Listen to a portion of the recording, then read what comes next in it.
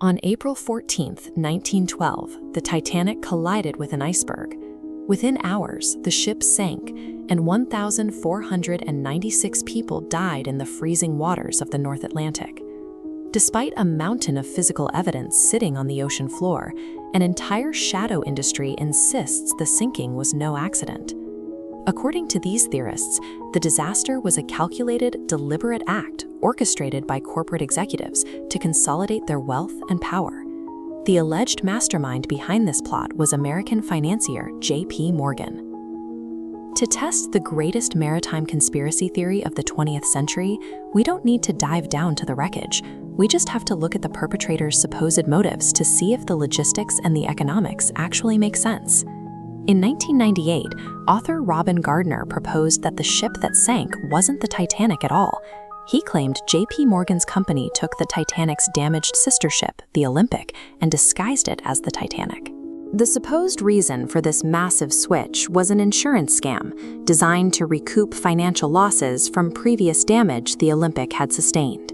This animated diagram comparing the blueprints of the Olympic and Titanic reveals a massive logistical problem. The two ships had significantly different interior layouts, distinct promenade decks, and entirely different window spacing. To secretly gut and rebuild the interiors of two massive ocean liners to perfectly match one another would take an army of workers. Attempting to complete that labor within a single week without anyone noticing is physically impossible. Even if the physical switch were possible, the plan fails basic business strategy. Running a functioning ocean liner for decades generates consistent, immense profit. Destroying it for a single, one-time payout is a terrible financial decision. If Morgan's company genuinely just wanted the insurance money, they could have staged a minor fire while the ship was safely docked in port. They would have received the payout with minimal risk. Orchestrating a highly visible, mass casualty event in the middle of the Atlantic Ocean is infinitely riskier and far less profitable than a controlled port accident. Another popular claim suggests Morgan deliberately sank his own ship to assassinate wealthy rivals who opposed his plans to create the U.S. Federal Reserve. The alleged targets of this hit were three of the wealthiest men on board: John Jacob Astor IV, Benjamin Guggenheim, and Isidor Straus. The foundation of this theory collapses when checking the historical record. Isidor Straus wasn't an opponent of a central banking system. He actually spoke publicly in favor of the concept. The timeline also fails regarding Benjamin Guggenheim. He didn't even purchase his ticket until after Morgan had already canceled his own trip. As for Morgan's famous last-minute cancellation, which theorists claim proves he knew the ship was doomed, the reality is entirely mundane. He simply decided to stay at a French resort to enjoy morning massages and sulfur baths. Despite financial records and historical timelines tearing these motives apart, the theories refuse to die.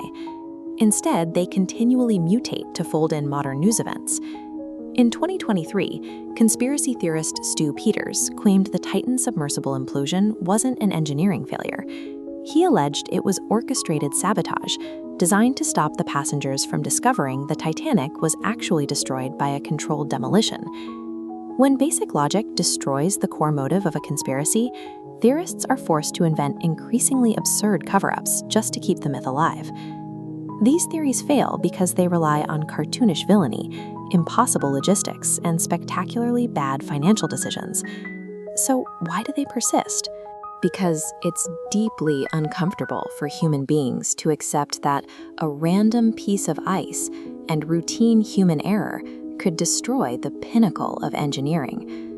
The sober historical lesson of the Titanic is about human hubris and our terrifying vulnerability to nature, not a shadow banking plot. Clinging to stories about elaborate insurance scams and high seas assassinations requires actively ignoring reality. And ultimately, treating the disaster like a fictional puzzle to be solved only diminishes and cheapens the genuine, accidental tragedy of the 1,496 people